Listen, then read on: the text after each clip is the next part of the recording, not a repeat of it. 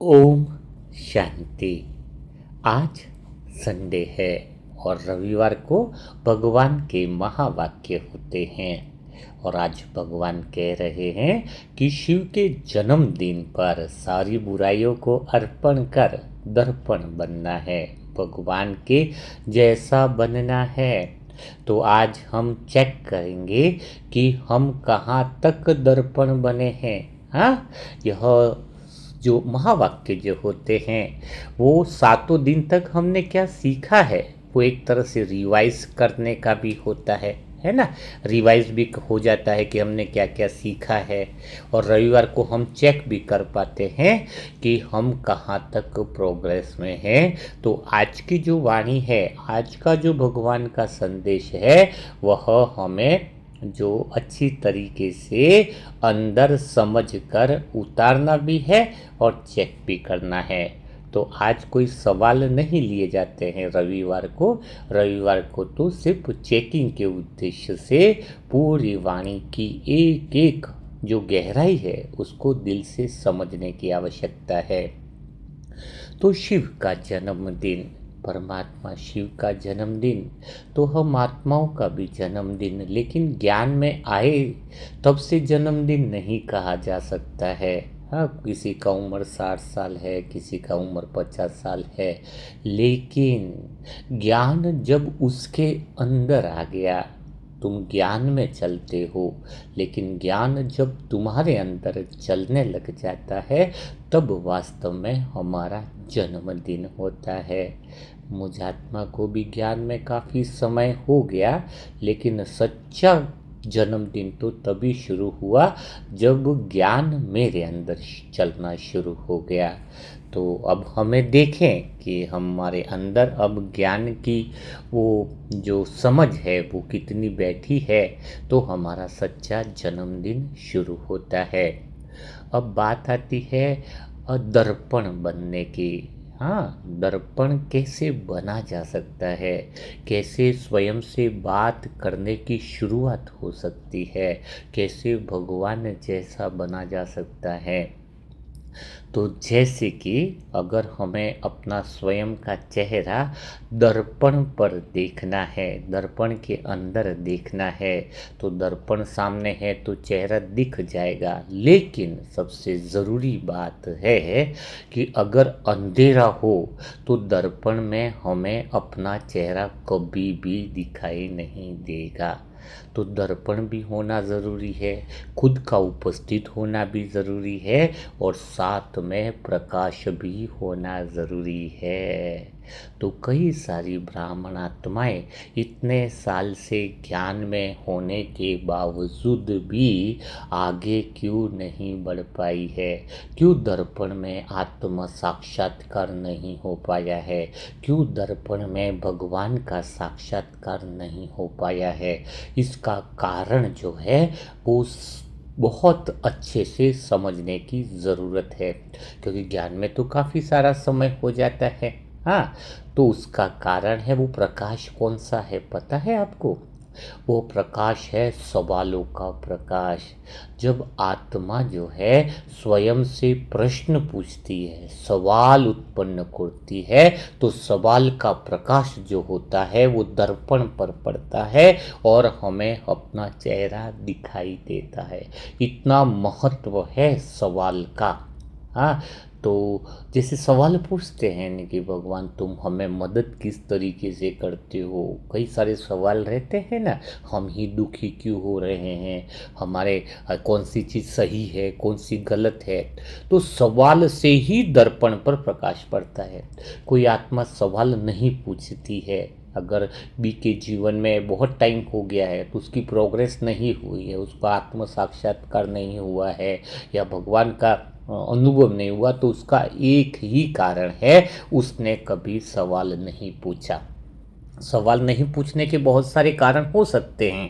हाँ, बहुत सारे, कोई डरता है, कोई सोचता है कि मुझे मूर्ख नहीं समझे। हाँ, कोई सोचता है कि सवाल पूछने से मैं छोटा हो जाऊंगा। हाँ, अहंकार की वजह से नहीं पूछता है।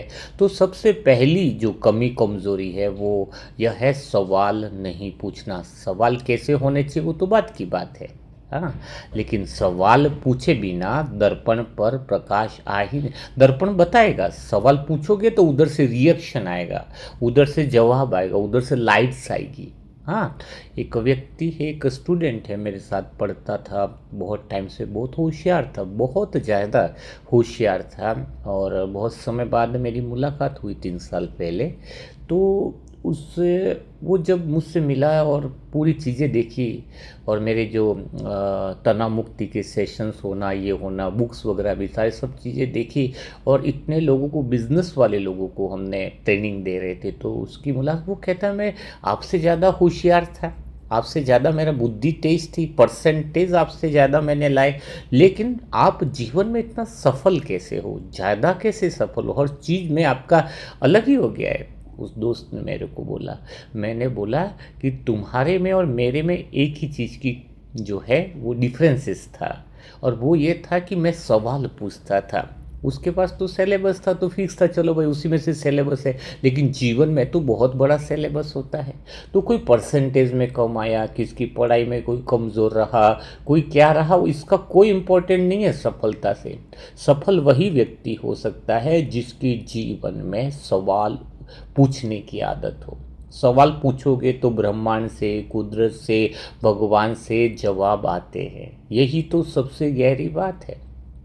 हाँ, एक चौराहे पर बैठा है व्यक्ति, और 3 घंटे से बैठा हुआ, वो एक ने पूछा भाई कहाँ जाना है, रास्ते में राह गिर, उसने बताए प्लेस का नाम बताया, मुझे यहाँ जाना है। तो जा क्यों नहीं रहे, बोले मुझे 4 रास्ते पता नहीं चल रहा है किधर जाना है। फिर उसने बताया कि इस रास्ते से जाना है। तो बोले इतने समय तक पूछा क्यों नहीं, 3 घंटे, बोले कोई लोग मुझे मूर्ख नहीं समझे इसलिए मैंने पूछा नहीं।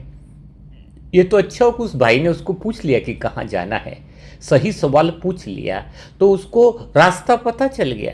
कहीं हम भी जीवन में ऐसे ही योग में, ज्ञान में, धारणाओं में ऐसी जगह बैठे हुए जहाँ सही सवाल पूछा ही नहीं।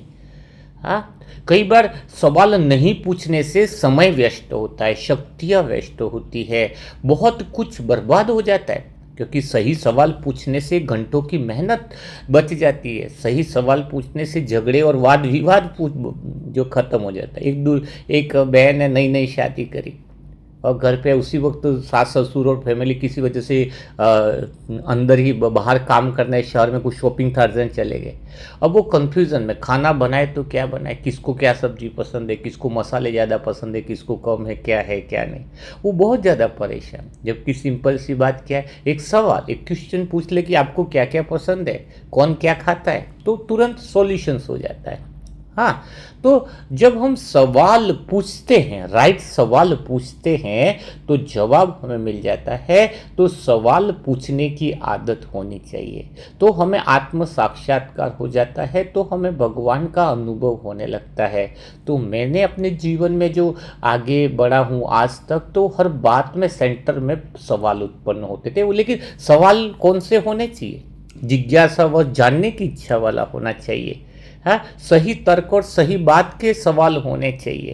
हाँ, ये आत्मा है, उड़ के जाती है तो परम धाम किधर है, ऊपर है कि नीचे है, कैसे सारे प्रश्न जो उत्पन्न हुए।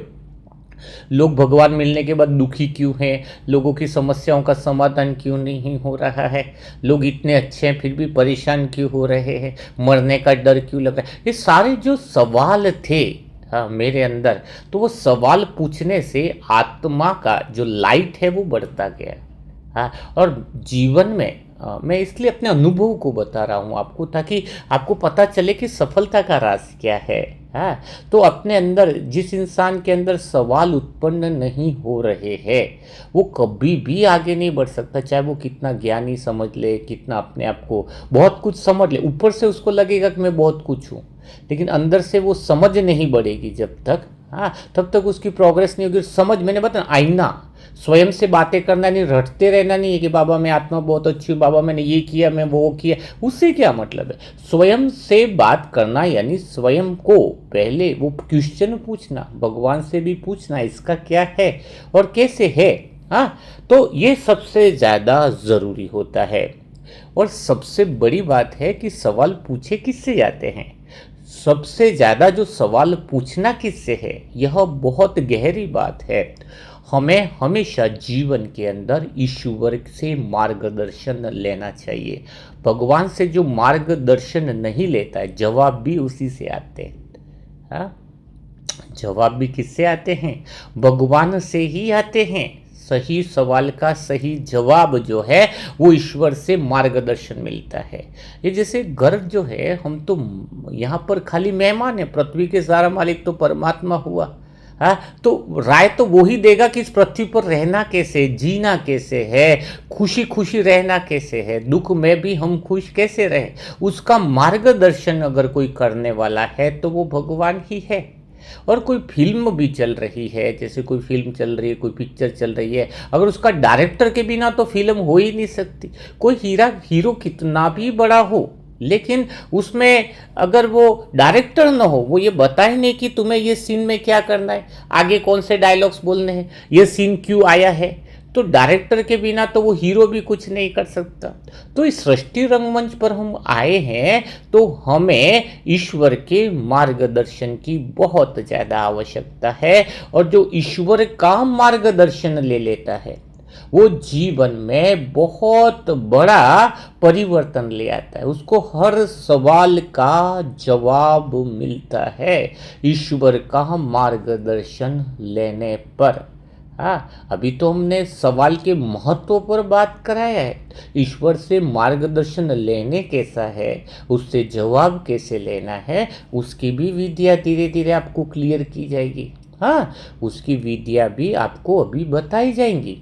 हाँ, तो एक बात पक्की हो गई कि हमें किसका मार्गदर्शन लेना है। सब कहीं अचानक तुम ऐसी जगह पर चले गए, हिस्टोरिकल प्लेसेस पे चले गए, तो वहाँ गाइड की ज़रूरत होती है कि आगे ये क्या है, इसकी कहानी क्या है, ऐसा क्यों हुआ, वैसा क्या हुआ।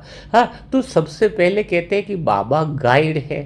तो बाबा से जो हम मार्गदर्शन लेते हैं, बाबा से जो अंतर्मन आवाज़ आती है, जो पुकार आती है, वो ईश्वर का मार्गदर्शन होती है। लेकिन यह कला सीखनी होगी हमें कि वो पुकार को सुने कैसे, हम भगवान से मार्गदर्शन ले कैसे। लेकिन इसके पहले जो सबसे बड़ी बात आई वो है भगवान से मार्गदर्शन लेना क्यों ज़रूरी है, क्योंकि उसके बिना जीवन में कुछ भी संभव नहीं है, कुछ भी संभव नहीं। क्योंकि दो बातें आपको सिखाई गई, एक तो सवाल पूछना ज़रूरी है। हाँ, देखो आप क्वेश्चन आंसर के हम काफ़ी सारे सेशन कर रहे हैं, आपने देखा होगा कि आपका मन खुलता जा रहा है, कई सारी बातें अंदर स्पष्टता से आती जा रही है। मन की लहरें तभी शांत होती है जब उसको सही समझ मिलती है। तो आपके जीवन में मन की लहरें काफ़ी शांत हो गई होंगी। हाँ, तो कारण क्या है? सवाल सही पूछने से।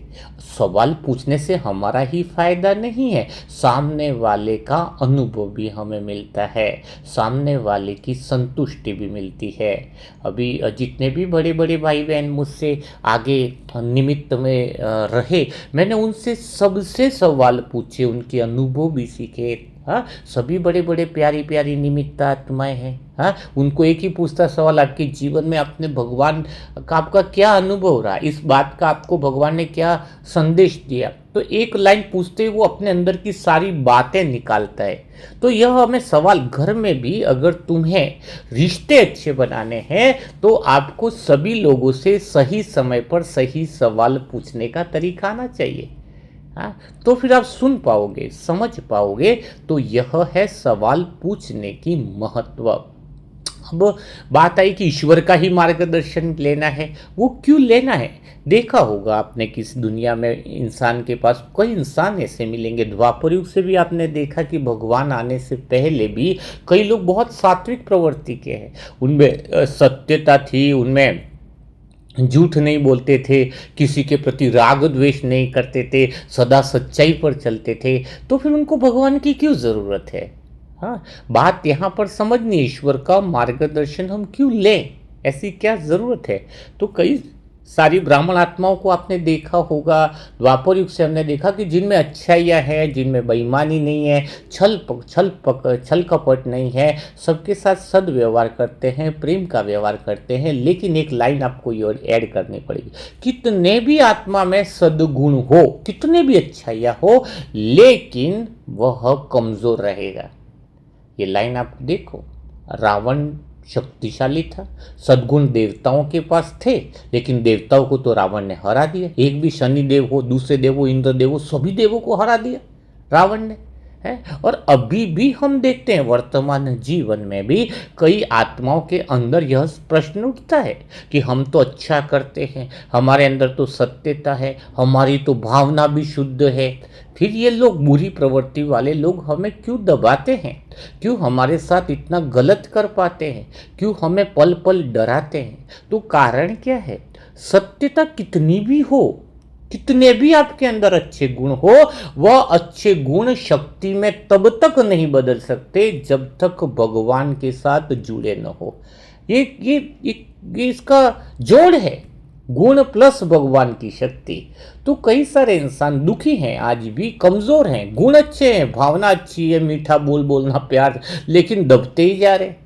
और हमें तो वास्तव में घर में हो चाहे कहीं भी हो, हमें अपनी बात रखने के लिए मजबूत बनना ही पड़ेगा, शक्तिशाली तो बनना ही पड़ेगा, पावरफुल तो हमें बनना ही पड़ेगा। अच्छे गुणों का क्या आचार डालोगे, देखो हम तो खुली बात बताएंगे, अच्छे गुणों का क्या आचार डालोगे, अच्छे गुण में जब तक शक्ति नहीं होगी, गुण तो हो लेकिन शक्ति तो हो, बल तो हो, पावर तो हो। देवताओं को भी समुद्र मंथन करके अमृत पिलाया गया, वो अमृत कौन सा है, तब ताकत आई, वो थी प्रेम का अमृत। तो जब तक गुण कितने भी अच्छे हों, अगर हमारा ध्यान सिर्फ गुणों पर है कि मैं ये बुरा न करूं, मैं वो न करूं, मैं वैसा न करूं, मैं वैसा न करूं, हाँ, तो गुण हैं, लेकिन उसमें अगर शक्ति नहीं है, हाँ, शक्ति मिलेगी भगवान के साथ, ईश्वरीय मार्गदर्शन के साथ, भगवान के सत्य केंद्र से जुड़ने के बाद हमें शक्ति मिलती है। तो हमें अच्छे गुणों को बल देना है, अच्छे गुणों को शक्ति देनी है, पावरफुल बनाना है, तो भगवान के केंद्र से भगवान के प्रेम का पानी तो देना होगा, तब हम पावरफुल बन पाएंगे, है ना। तो यहाँ तक आपको बात समझ में आई होगी। क्योंकि क्या होता है, एक व्यक्ति रास्ते में जा रहा था, तो साइड में खड्डा था, बहुत बहुत भीड़ भाड़ वाला इलाका है, वो खड्डे में गिर गया। खड्डे में गिर गया तो कई लोगों को बोल रहा है कि मुझे निकालो, हेल्प करो, लेकिन कई लोग निकल रहे, वो क्या बोल रहे हैं, अरे इसको चलने ही नहीं आता, देखो ना खड्डे में गिरा है। हाँ, कई लोग क्या कह रहे हैं, हाँ, कि खड्डे में गिर गया, हमें तो पता ही नहीं है, हाँ, और इसको ऐसे गिरना, ऐसे चलना नहीं चाहिए, सब अपनी ड्यूटी है, अपने काम में व्यस्त हो रहे, सब बोल रहे, अरे बेचारा देखो ना, बेचारा खड्डे में गिर गया, बोल रहे और निकल रहे, कोई हेल्प नहीं कर रहा है, कोई हेल्प नहीं कर रहा है। और वही स्थिति हमारे साथ हो रही है। जब मन दुख और मायावी विचारों में या परेशानी की घटनाओं में मन दुख के खड्डे में गिर जाता है, हाँ, जब मन दुख के खड्डे में गिर जाता है, परेशानी में गिर जाता है, तो वो कितना भी ज्ञानी है, कितना भी समझदार है, कितने भी अच्छे विचार कर ले, खड्डे में गिरा, निकलेगा कैसे।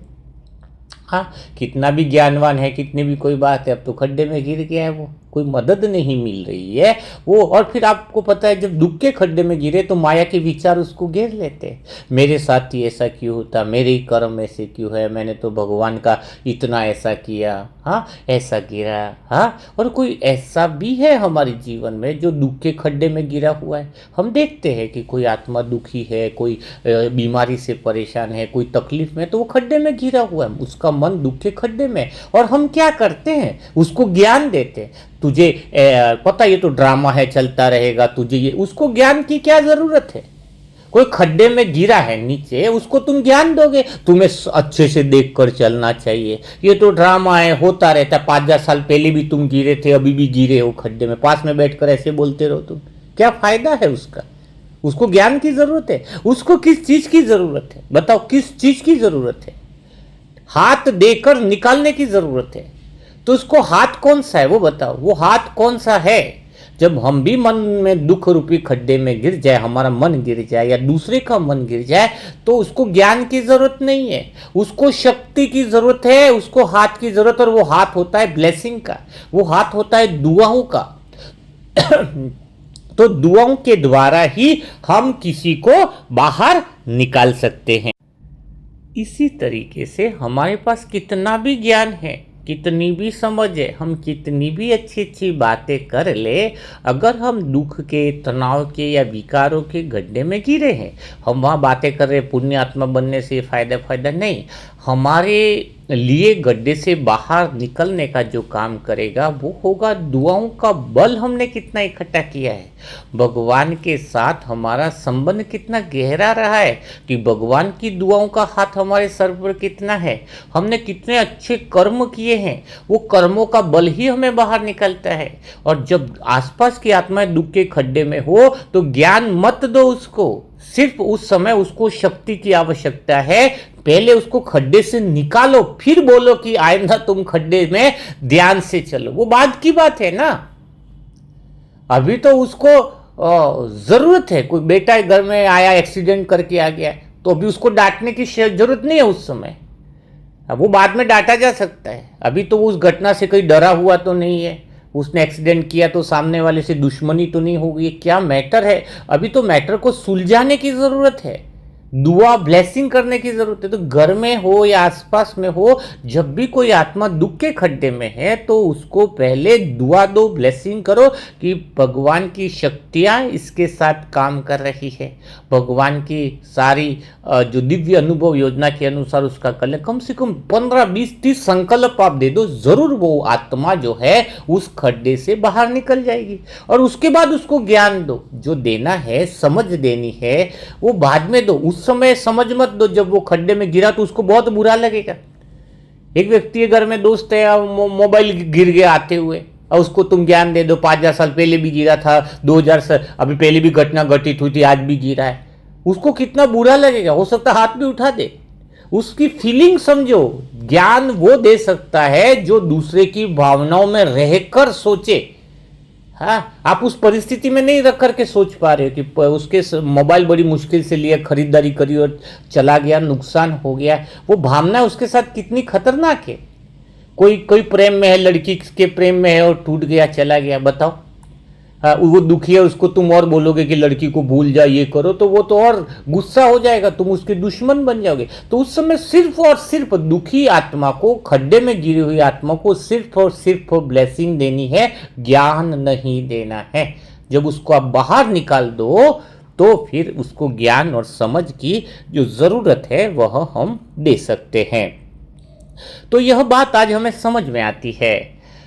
सही सवाल का सही जवाब हमें तभी मिलता है ईश्वर से, भगवान से, जब हमारा मन, बुद्धि और शरीर को हम व्यवस्थित तरीके से ट्रेनिंग दें।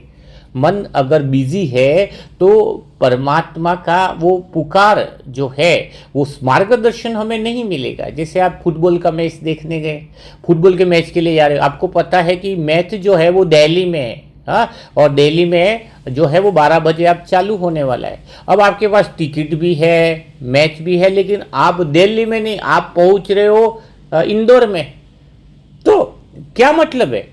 तो फिर वो मैच का कोई आप देख भी नहीं पाओगे। हाँ, टिकट भी है, सब है, लेकिन आपको सही जगह पर होना पड़ेगा। तो ईश्वर का मार्गदर्शन लेने के लिए आपको अपने मन को सही जगह पर रखना होगा। मन अगर सही जगह पर अनुशासन में आ जाए, डिसिप्लिन में आ जाए, तो जवाब तुरंत मिलता है। बहुत जबरदस्त बात है। और जब हम भगवान से जवाब पूछते हैं तो भगवान पर पूर्णतया भरोसा होना चाहिए, पूर्णतया निश्चय होना चाहिए। कई बार हम सवाल पूछते हैं, सही सवाल पूछते हैं, लेकिन तुरंत जवाब नहीं आता है, दरवाजा खटखटाया है। इसका अर्थ है कि भगवान जानता है यह समय उसके लिए सही नहीं है, यह जवाब देना इस समय इसके लिए सही नहीं है। क्योंकि जैसे कोई छोटा बच्चा है, वो पूछे कार कैसे चलाओ, तो माँ बाप नहीं सिखाएंगे इसको, बहुत छोटा है, बोले जब समय आएगा तो सिखा दिया जाएगा। वैसे ही हमारा कई बार गलत समय पर गलत सवाल पूछ लेते हैं हम ईश्वर से, तब उस समय हमें मौन मौन रहना है, साइलेंस में रहना है। मन की बड़बड़ गड़बड़ पैदा करती है। तो जब हम उस समय मौन में रहते हैं, कोई संदेश नहीं आया, कोई रिटर्न जवाब नहीं आ रहा है, वो पुकार नहीं आई, इसका अर्थ है कि वो जवाब आएगा लेकिन उसका सही समय नहीं आया है। भगवान पे इतना निश्चय बुद्धि और इतना भरोसा होना चाहिए, उससे बड़ा मार्गदर्शन वाला कोई हो नहीं सकता है। उससे बड़ा मार्गदर्शन वाला कोई हो नहीं सकता है। आज इंसान ज़्यादा बेचैन है क्योंकि ईश्वर के जवाब को समझ नहीं पा रहा है। हाँ, एक बार बादलों ने सूर्य से कहा कि हमारा तो 2-3 महीने का ही काम है, इसके बाद बरस जाते, इसके बाद तो हम खाली बैठे रहते, हमें भी कुछ काम दो। बादलों ने पूछा सूर्य से, तो सूर्य ने कहा एक काम करो ना, तुम खाली समय में, बाकी के जो 8 महीने तुम खाली रहते हो ना, तुम तब तक लोगों की मदद करो, लोगों के लिए पुण्य का काम करो। तो बादलों ने कहा ठीक बात है, लेकिन क्या करें? तो उनको तुम भगवान का जो संदेश है उनके जीवन में समस्याओं से बचाने का काम करो। अब बादलों ने नियम ले लिया। तो एक व्यक्ति जा रहा है, उसके आगे कुछ देर से आगे ही खड्डा है। हाँ, तो बादलों ने ऊपर लिख लिया, टूट कर बिखर करके ऊपर जैसे आकाश में वाणी होती है ना, वैसे संदेश लिखना शुरू कर दिया कि हम सबको मार्गदर्शन करेंगे। वहां पर लिख दिया कि आगे खड्डा है और बहुत ध्यान से वो जाना होगा, तुम गिर सकते हो। लेकिन इंसान तो जा रहा है और खड्डे में गिर गया। एक इंसान बहुत परेशान है, तकलीफ में है, इतना तकलीफ में है, लेकिन बादलों ने ऊपर मैसेज लिख दिया कि आगे कुछ समय के बाद तुम्हें खजाना मिलने वाला है और बहुत बड़े हीरे मिलने वाले। लेकिन इंसान तो पूरा आगे ही चलता गया, साइड में हीरे थे वो देख ही नहीं पाया। तो बादलों ने सोचा इतना सब कुछ करने पर, हम इनके ऊपर इतनी कृपा कर रहे, फिर भी कोई संदेश को पढ़ क्यों नहीं रहा है? क्योंकि इंसान आज इतना बिजी हो गया है कि भगवान के जो संदेश है, भगवान का जो मार्गदर्शन है, वो पकड़ ही नहीं पा रहा है। अगर कोई भगवान का मार्गदर्शन पकड़ ले तो जीवन में कभी दुखी, परेशान, त्रस्त व्यस्त नहीं हो सकता है। वो जीवन 7 स्टार बन सकता है। तो सही मार्गदर्शन लेने के लिए, ईश्वर का सही मार्गदर्शन लेने के लिए हमें रुकना सीखना होगा। हमें मन, बुद्धि और तन को व्यवस्थित करके एक दिशा में लाना होगा। ये सबसे पहली महत्वपूर्ण चीज़ है जो होनी चाहिए। और सबसे बड़ी बात है, ईश्वर से प्रेम होना चाहिए। परमात्मा से जब गहरा प्रेम होता है, वो पुकार होती है और ईश्वर से मार्गदर्शन लेने की चाहत होती है। चाहत बहुत ज़्यादा ज़रूरी है कि मुझे इस समय भगवान का मार्गदर्शन लेना है। हाँ, मार्गदर्शन, सही समय पर सही सवाल पूछा जाए तो उसका जवाब मिलता है, आत्म साक्षात्कार होता है और भगवान का मार्गदर्शन मिलता है। लेकिन उसके लिए सही मार्गदर्शन हर समय मिल जाए, 24 घंटे जब चाहे तब हम भगवान की मदद ले लें, सही मार्गदर्शन मिले, उसके लिए हम में क्या क्वालिटी होनी चाहिए, हमारे अंदर क्या समझ होनी चाहिए, वही बातें आज भगवान ने सिखाई। मन बुद्धि को, भगवान को, विकारों को अर्पण करके दर्पण बनो। इसका अर्थ क्या है?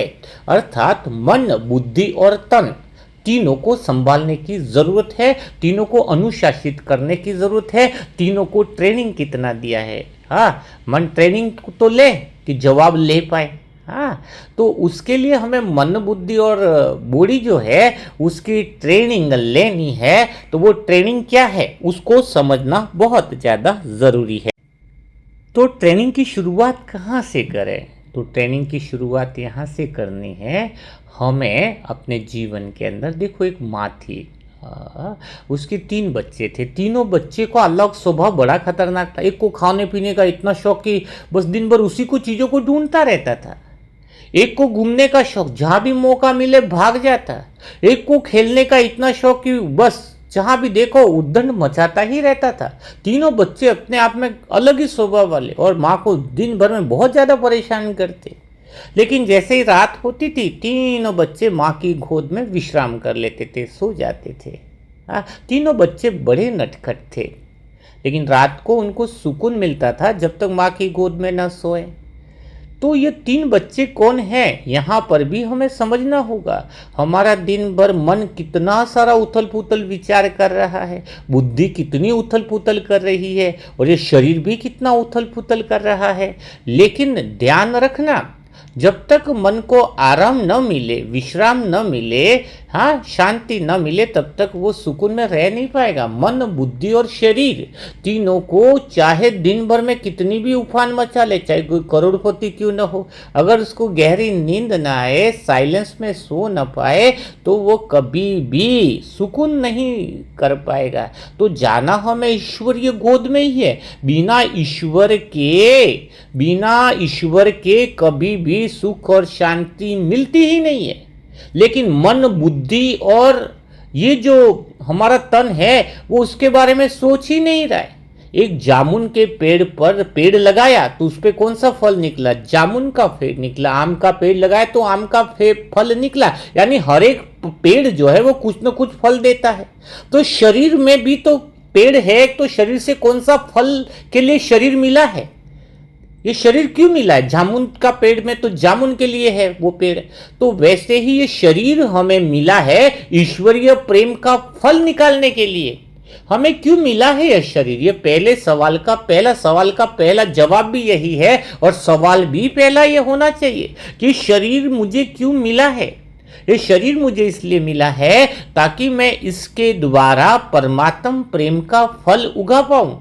अगर किसी ने पूरे जीवन में बस व्यर्थ बातें करी, अपने मन को, अपनी बुद्धि को, अपने तन को सांसारिक कार्यों में लगाया, तो वो तो कभी सुकून भी नहीं पाता है। क्योंकि सुकून तो माँ की गोद में मिलेगा, अर्थात ईश्वरीय गोद में मिलता है। उसी समय मन शांत हो जाता है, बुद्धि अपनी जगह पे चली जाती है और तन भी रिलैक्स हो जाता है। तो हमें जीवन में देखना चाहिए। लेकिन अभी हो क्या रहा है? किसी को अपने जीवन में आने का उद्देश्य ही नहीं पता है। इतनी बातें हो रही है कि इंसान का शरीर छूट गया, उसको जलाने गए मुर्दा घाट पर, सभी लोग आए, हाँ, अब मुर्दे को तो जला रहे हैं उस तरफ, और बातें क्या चल रही है सबके आपस में है। अरे देखो ना, आज ही सोमवार को ही शरीर छोड़ा, संडे को छोड़ते तो मेरा ड्यूटी तो बेकार नहीं होता। दूसरा, अरे आज तो मेरी दुकान पे बहुत बड़े ग्राहक आने वाले थे, अभी क्या करो, आज ही शरीर छोड़ा, आज मेरा सारा डील है वो कैंसिल हो गया। एक जन, आज तो मेरे बॉस का मीटिंग था, हाँ बताओ बॉस, एक जन बोले मुझे तो दिल्ली जाना था। अब देखो, वो शरीर का मुर्दा जल रहा है और इंसान को इससे भी सबक नहीं मिल रहा है कि वो क्या ले जा रहा है और हम अभी कर क्या रहे हैं। अभी भी हम अपने मन, बुद्धि और शरीर को कितना दौड़ा रहे हैं। तो सबक क्या है? सीखना क्या है? सही सवाल इन लोगों ने पूछा ही नहीं अपने आप से कि हमारा जीवन का उद्देश्य क्या है। इतना बड़ा वो शरीर छोड़ के गया, वो कुछ लेके नहीं जा रहा है, उसने अपने जीवन में कुछ विशेष कार्य नहीं कर पाया, भगवान का प्रेम का फल नहीं उगा पाया, तो जीवन कितना बेकार है।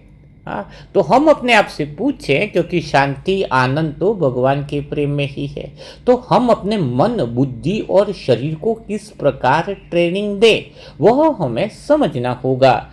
ट्रेनिंग यानी ट्रेन में बैठे हैं, जैसे ट्रेन में बैठते हैं तो क्या होता है, कई लोग मिलते हैं और कई लोग बिछड़ते हैं। कई लोग किसी स्टेशन पे मिले, वो कुछ हमें सिखा के गए। ऐसे हमारे रिश्तेदार कुछ मिले, कुछ दोस्त मिले जीवन की यात्रा में, वो फिर कई बार वो ट्रेन में उतर जाते लोग, फिर नए लोग आते हैं, फिर नया स्टेशन। कई बार हम स्टेशन पे उतर भी जाते हैं गलती से, हाँ, गलतियाँ हो जाती, फिर वापस चढ़े जाते गलत स्टेशन पे उतर के। तो ट्रेन यानी ट्रेनिंग। तो हमारे जीवन रूपी ट्रेन में ये सारी चीज़ों से हम कुछ सीखें। किसी लगाव नहीं है, क्योंकि ट्रेन में तो कोई यात्री का स्टेशन कब आ जाए कोई गारंटी नहीं। वो पहले भी उतर सकता है या हम पहले उतर सकते हैं। तो हमें ट्रेनिंग लेनी होगी जीवन में कुछ बड़ा कर दिखाने की। तो उसके लिए सबसे पहली जो सुविधा है कि ट्रेनिंग कैसे लेंगे हम, ट्रेनिंग तो उसी से हम ले सकते हैं। ट्रेनिंग हम ले सकते हैं मन, बुद्धि और शरीर को। तो शरीर को ट्रेनिंग देनी है पिता के रूप में। पिता के रूप में ट्रेनिंग कैसे देंगे? शरीर को पिता के रूप में ट्रेनिंग दो। पिता कैसा होता है? स्टिक होता है कि बोले तुम अभी सुबह जल्दी उठे नहीं, तुमने एक्सरसाइज नहीं करी, तुम्हें ट्यूशन जाना है ना, तुम्हें स्कूल जाना है ना। तो चाहे बच्चे को उठने की आदत हो या ना हो, चाहे कुछ भी करे, लेकिन पिता उसको डांटता है, संयमित बनाना सिखाता है। लेकिन बच्चे को बाद में पता चलता है कि पिता का जो प्रेम था वो मेरे लिए फायदेमंद था, मेरे जीवन के लिए फायदेमंद था।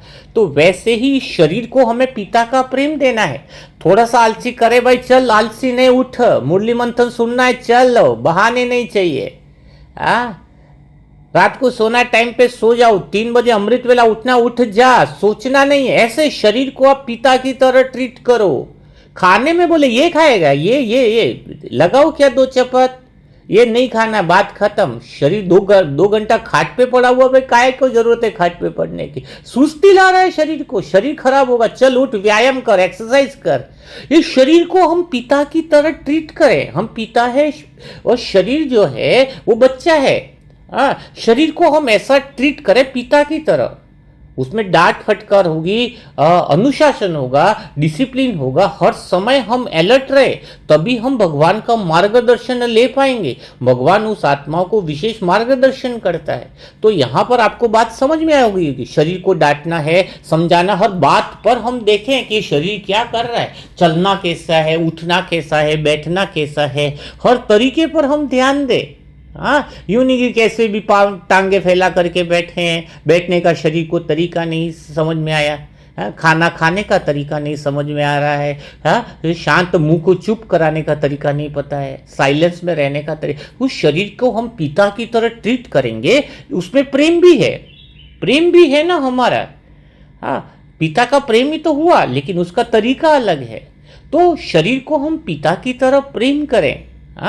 इसके बाद आ गया मन को माँ की तरह ट्रीट करें। मन को डांटे नहीं तो लफड़ा उल्टा हो जाएगा, बहुत भारी परेशानी हो जाएगी।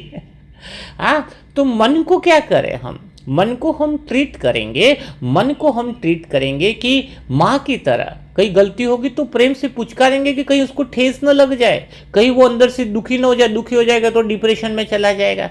तो मन को कितनी भी गलतियां करने पर माँ क्या करती है, खाना भी खिला देती है, चल बेटा हो गया कोई बात नहीं।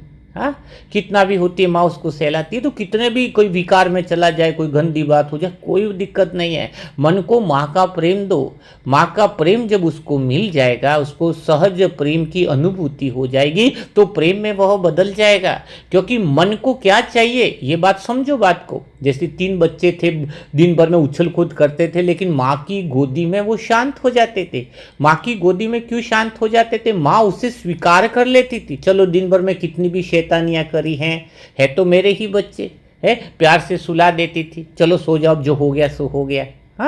तो जब मन को माँ का प्रेम मिल जाए तो दिन में भी वह सुकून में रहेगा, मन मौन में रहेगा। मन कैसा भी हो, उल्टा हो, सुल्टा हो, पाप कर्म किए, गलती करी, कुछ भी हो, बिगड़ेल बच्चे भी तो होते हैं। लेकिन मन को माँ का ही प्रेम दो, मन को स्टिक मत हो, मन से नाराज पिता का प्रेम मत दे देना, गुरु का प्रेम भी मन को मत दे देना, नहीं तो लफड़ा हो जाएगा। मन ज्ञान नहीं चाहता है, मन तो सिर्फ प्रेम चाहता है। मन ज्ञान भी नहीं चाहता है, ड्रामा ऐसा है पहले भी हो गया, मन को नहीं चाहिए, मन को सुरक्षा चाहिए। सुरक्षा मिलेगी प्रेम के अंदर। तो मन को माँ की तरह ट्रीट करो, ऐसा प्रेम दो कि मन पूरी तरीके से अपने उसमें आ जाए, प्रेम में समा जाएगा मन। एक समय ऐसा आएगा कि गोदी छोड़कर जाने का नाम नहीं लेगा, क्योंकि उसे पता है दुनिया में सबसे बड़ी समस्या यहाँ पर ही है। तो समस्या ये मन का प्रेम ऐसा होता है, फिर उसको सब कुछ वही दिखाई देता है। और तीसरा है बुद्धि को गुरु का प्रेम दो, शरीर को पिता का प्रेम दो, मन को माँ का प्रेम दो, और बुद्धि को गुरु का प्रेम दो। वहां पे इमोशनल नहीं होना है, भावनाओं में नहीं बहना है, मोह माया में नहीं बहना है। ज्ञान, समझ और विवेक के आधार पर, तराजू में तोल कर समझ के आधार पर हमें गुरु का पूरी शिक्षाओं का अनुसरण करना है। बुद्धि कहीं विवेक से पार न चली जाए, बुद्धि विवेक से पार न चली जाए, हमें बुद्धि से समझ करके हमें चलना है। तो यह तीनों प्रेम जब हम तीनों को देते हैं तो हम व्यवस्थित जीवन जी पाते हैं। मन का प्रेम, जब मन को प्रेम मिल जाता है तो उसको चारों तरफ एक ही चीज दिखाई देती है। आपको पता है इंसान को प्रेम होता है तो क्या दिखाई देता है, बताओ? किसी लड़के को लड़की से प्रेम हो जाता है, कहते हैं ना, हाँ, लड़के को तो उसको चलने वाली हर एक लड़की में भी उसका ही रूप दिखाई देता है। अरे कहीं वो तो नहीं, कहीं आवाज फोन भी सुनाई दे तो लगता है कहीं उसका फोन तो नहीं आ गया, किसने दरवाजे पे हार दी तो लगता है उसको कहीं वो तो नहीं आ गई। हर जगह जो प्रेम करता है उसको उसी का रूप दिखाई देता है। नामदेव की कहानी सुनिए ना, नामदेव कितना प्रसिद्ध संत रहा है, उसके भजन भी सुनने होंगे आपने। लेकिन वो भक्त भजन करने वाली नहीं, तो उसके अंदर खतरनाक प्रेम था। वो एक ऐसी आत्मा थी जिसने दृष्टि ही पूरी तरह बदल दी। पूरी दुनिया में साधारण लोग जो थे वो डरते थे। वहां पर एक खंडर था, है नामदेव की कहानी आपने सुनी होगी ना, वो कितना प्रसिद्ध संत रहा। तो खंडर था, तो वहां पर वो दिन में बैठ करके खंडर में भी बस हरि नाम करते रहते थे, भगवान का नाम, राम कृष्ण हरि विट्ठल हरि विट्ठल हरि। उनका इतना मन उसमें डूबा हुआ था, मन उसके प्रेम में इतना, कहते हैं ना प्रेम में वही दिखाई देता है। अब लोगों ने कहा कि इस खंडर में कोई नहीं आता है, इस खंडर में तो भूत प्रेत की आत्माएं रहती है, कई लोगों को दिखाई दे रही है। तो नामदेव को बोला कि तुम इधर मत रहो, लेकिन नामदेव तो डर नहीं कुछ नहीं, उसको तो सिर्फ बस वो भगवान ही दिखाई दे, राम कृष्ण हरि विट्ठल हरि करते रहे। अब क्या हुआ, रात को ओरिजिनल में भूत आ गए। भूत प्रेत बहुत एकदम काली छाया और जबरदस्त, ऐसे कि पूरी डरावनी। लेकिन नामदेव ने क्या कहा, अरे आज तो भगवान जो है, ये इतना बड़ा रूप, अलग ही तरह के भगवान तो आज न तो धनुष बाण लेके आए, न कृष्ण की मुरली में आए हैं, आज तो अलग ही रूप धारण करके आए हैं। और बस वो तो नाम जपते, वो मैं तो धन्य हो गया तुम्हारा भगवान का रूप, ये तुम्हारा रूप देकर। अब बताओ, इतने विकराल रूप में भी उन्होंने क्या सोचा, यह तो मेरे प्रभु के अलावा कोई दूसरा हो ही नहीं सकता। अगर सब जगह उसको तो वही दिखाई देता, यह तो मेरे ही प्रभु है, यह मेरे प्रभु ने आज नया रूप लेकर आए हैं। वो डरने की बजाय वो भजन करते थे तो एक तारा बजाने लगा कि आज तो मेरे प्रभु धनुष बाण वाले रूप में भी मैंने उनको देखा, मुरली वाले रूप में भी देखा, लेकिन आज इस रूप में पहली बार दर्शन किए और आनंद में नाचने लगे। यही तो है बीके ज्ञान। सब लोग भी सोचने लगे कि रात को रुक कैसे गया। वो बोले बहुत मजा आ गया, भगवान के दर्शन हो गए, मजा आ गया। लोगों को बोला तुम्हें भी करना था, आ जाओ खंडर में, रात को यहीं रुको मेरे साथ। तो बात क्या है, जब मन भगवान के प्रेम में डूब जाता है तो जैसी दृष्टि वैसी सृष्टि हो जाती है। वो भूत प्रेत आत्मा भी भाग गई भगवान का नाम लेते ही। तो अगर हमें हर समय बस मेरा बाबा दिखाई दे, पूरब में देखूं मेरा बाबा, दक्षिण में देखूं बाबा बाबा, जिधर भी देखूं बाबा बाबा, बस वो बाबा का नाम ऐसा रोम रोम में समाया हो। वो गाना है ना, ऐसा तो हमें भी ऐसा है था कि जिधर भी देखूं बाबा बाबा, खाने में देखूं बाबा, घर में देखूं बाबा, हर रूप रंग में देखूं तो दिखाई दे बस मेरा बाबा मेरा बाबा। मेरे बाबा की धुन अनवरत जब चलती रहती है तो फिर हमें कुछ दिखाई नहीं देता है। और सच में प्रेत गायब हो गए और भगवान प्रकट हो गए, क्योंकि जहां आत्मा, उनको साक्षात्कार हुआ बताते ना, तो जहां आत्मा निडर होकर परमात्मा को देखती है, प्रेम में डूबी रहती है, उसे फिर कुछ डर नहीं रहता है। तो यही तो बात है, यही तो हमें समझ है। तो एक बार और नामदेव जी की बताते कि उनके कुटिया थी, उनकी कुटिया में उन्हें आग लग गई। तो आग लग गई तो भी वो जब आए नामदेव जी तो बोले अरे आज तो नारायण अग्नि रूप में आ गए, आज तो नारायण अग्नि रूप में आ गए हैं। और जो वो भिक्षा लेकर के आए थे भोजन, वो भी आग में डाल दिया कि प्रभु भोग स्वीकार करो। आज क्योंकि उनको सिर्फ उनके अलावा कोई भी कुछ दिखाई नहीं देता था। बोले प्रभु ये भोग स्वीकार करो। तो लोगों ने बोला ये तो बाबा पागल हो गया है, ये संत तो पागल हो गया है। पर बीके ज्ञान भी तो यही कहता है। क्या कहता है वो हमें? यही कहता है कि हर समय जो है वो हमें जब वह दिखाई देता है तो समस्या जैसी नहीं लगती है। और फिर गांव वाले सोचे कि रात को सोएगा कैसे, और रात को वो सोया तो अभी भी नामदेव का वो प्रसिद्ध स्थान बताते हैं, उसमें रात भर में एक नई कुटिया बन गई। सब लोग देख करके आश्चर्य लग गए कि यार क्या बात है, कितनी गजब की बात हो गई। सब लोगों ने पूछा हमारी भी कुछ ऐसी कुटिया हो जाए। तब से उसको संत मानने लगे कि हम पर भी कुछ कृपा हो जाए। तो वो बोले तुम्हें भी अपना घर चलाना होगा और भगवान को भोग लगाना होगा। वो तो सब भाग गए। यानी मेरापन छोड़ना होगा। भगवान पहले क्या करता है, सबसे पहले अनासक्त करता है उन चीजों से, आसक्ति भाव को छोड़ता है, फिर सब कुछ दे देता है। भगवान किसी से कुछ लेता नहीं है।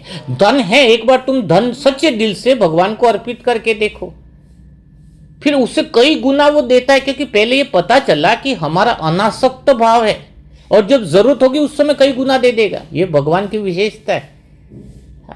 उसके प्रति वो भावना, उसके प्रति वो समर्पण भाव, उसके प्रति एक निश्चय बुद्धि, और जब वो प्रेम होता है, इसलिए मन को प्रेम चाहिए।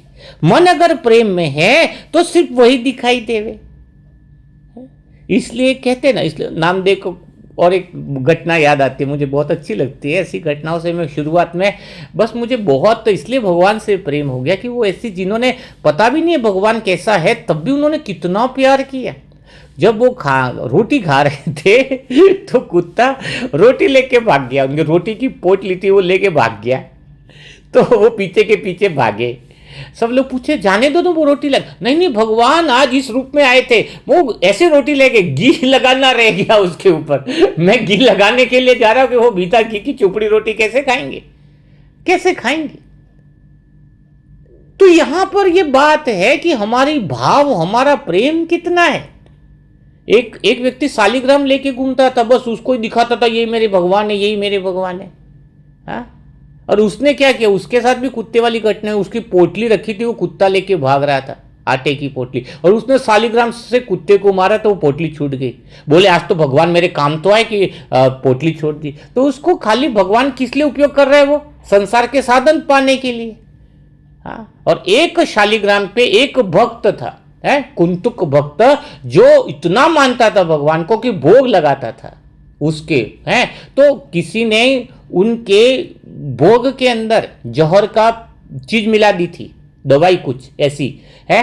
तो भोग, तो बाद में किसने आके बताया कि इस भोग में तो जहर मिला दिया है तुम्हारे दुश्मनों ने। तो उसने कहा कि भगवान को तो भोग चढ़ गया है, तो अब भगवान को जो भोग चढ़ा है वही मैं खाऊंगा। और उन्होंने भी वह भोग खा लिया। शिवलिंग जो था, छोटा शिवलिंग जो वो शालिग्राम, वो फट गया बीच में से, वो हो गया। तो कहने का अर्थ है कि उन्होंने सारा विष अपने पे ले लिया, यानी उस भक्त को कुछ नहीं हुआ। तो भावना, सच्चा प्रेम बुद्धि से आगे होता है।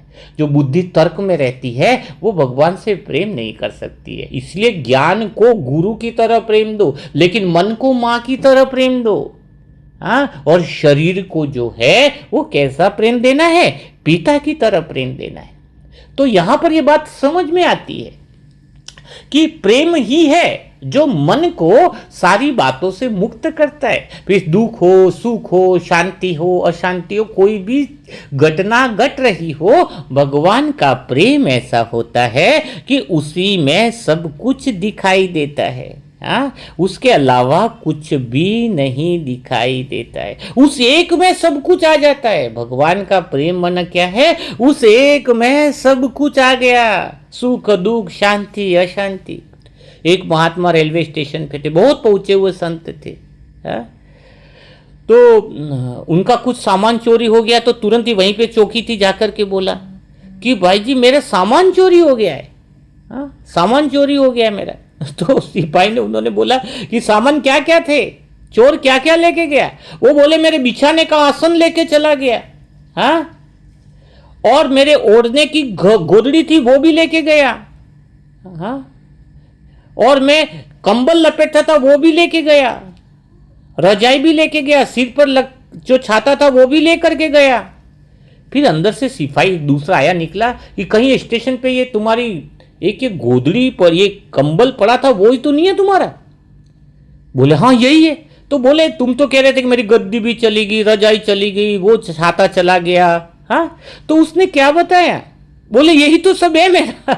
जब इस कंबल को बिछा लो तो आसन बन जाता, लंबा कर दूं तो गद्दी बन जाता है, हाँ, ओढ़ लूं तो कंबल हो जाता है, लपेट लूं तो रजाई, और सिर पर रख लूं तो छाता बन जाता है, और शरीर पर डाल दूं तो ओवरकोट बन जाता है। तो एक कंबल में ही सारा रूप उसने देख लिया। वैसे ही भगवान से प्रेम हो जाए तो सुख दुख शांति अशांति मान सम्मान सब एक जैसा हो जाता है, सत्य के केंद्र पर हम आ जाते हैं। इसलिए मन को फिर वो सही मार्गदर्शन मिलता है, सही मार्गदर्शन वो ग्रहण कर पाता है मन, और बात में ईश्वर की समझ मिलती रहती है, कृपा बरसती रहती है। तो बात क्या है? बात यही है कि हम कैसी ट्रेनिंग्स दे रहे हैं, कितनी तरीके से व्यवस्थित कर रहे हैं अपने आप को, यह बात समझनी बहुत ज़्यादा ज़रूरी है। दूसरी बात है वर्तमान में रहने की कला, जैसे आपको बताई थी। जो वर्तमान में रहेगा उसको ईश्वरीय मार्गदर्शन मिलेगा, ताकत मिलती है, शक्ति मिलती है। वर्तमान रहने का अर्थ क्या है? बाय चांस आपने चाय पी, योग क्या है, मेडिटेशंस क्या है, सत्य का केंद्र क्या है? आप चाय पीते हुए हर चुस्की पर चाय पे ध्यान दो, एक भी चाय पर से अटेंशन मत हटाओ, आप वर्तमान में रहो, चाय पीने का आनंद लो। फिर वहीं से प्रेम आनंद और शांति की शक्ति अंदर से आपको प्रकट होने लगेगी। पूरी तरीके से वर्तमान में रहकर वो चाय पियो, चाय पीते हुए दूसरी बातें न सोचो, मन कहीं नहीं जाए। आपको ऐसी शक्ति अंदर से निकलेगी, कहते हैं कि आत्मा में शांति आनंद है, प्रेम है, वो प्रकट होने लगेगा। एक चाय में इतना आनंद है। आपको पता है एक व्यक्ति ने पेड़ों की इतनी जबरदस्त दवाई बनाई, जो होम्योपैथी की वो सारी जो दवाइयाँ बनी है इतनी बड़ी, जो इसका आविष्कारक था होम्योनोजेंट ऐसा कुछ नाम था, वो पेड़ों को बातें करता था, सिर्फ पेड़ों को ही देखता था और पेड़ उससे बातें करते थे कि पेड़ किस दवाई के लिए बना है, इसमें से ऐसी कौन सी चीज है जो दवाई में काम आएगी। घंटों घंटों पेड़ के सामने बैठा रहता था। तो पेड़ से कुदरत भी हमें बातें करती है, टचिंग देती है कि क्या होने वाला है। इतनी वर्तमान में ताकत है, किसी भी चीज को वर्तमान। बाथरूम है, नहा रहे हो, आप नहाने के लिए गए हो, आप नहा रहे हो, खाली देखो, यही तो योग है। योग ना मन क्या है, क्रिया चल रही है और मन शांत है, यह योग। मेडिटेशन का अर्थ क्या है? मेडिटेशन का अर्थ क्या है? सत्य का केंद्र का अर्थ क्या है? मन का शांति में जाने का अर्थ क्या है? कि जो काम कर रहे हो वह होश के साथ हो। नहा रहे हो, होश के साथ है। तो कुछ काम ऐसे रहे हैं, कुछ काम ऐसे रहे जिसमें हम ये ट्रेनिंग दे। पहला तो ट्रेनिंग दे 100% देना है। खाना बना रहे तो 100% दे उसके अंदर। वर्तमान में रहे तो 100% देंगे हम उसको। तो बाबा ने क्यों बोला कि भगवान की याद में खाओ? इसका अर्थ कोई समझता नहीं। कोई सही रीति से अगर भोजन कर ले बाबा की याद में तो जीवन बदल जाए। बाबा की याद में भोजन करने का अर्थ है कि भगवान से कनेक्शन बना के रखना, मार्गदर्शन लेना। और मार्गदर्शन का अर्थ है कि आत्मा वर्तमान में रहकर भोजन करे। बाबा की याद में करेगा तो वो वर्तमान में आ जाएगा, तो उसको शक्ति मिलेगी, इसके शरीर में डिसिप्लिन आएगा।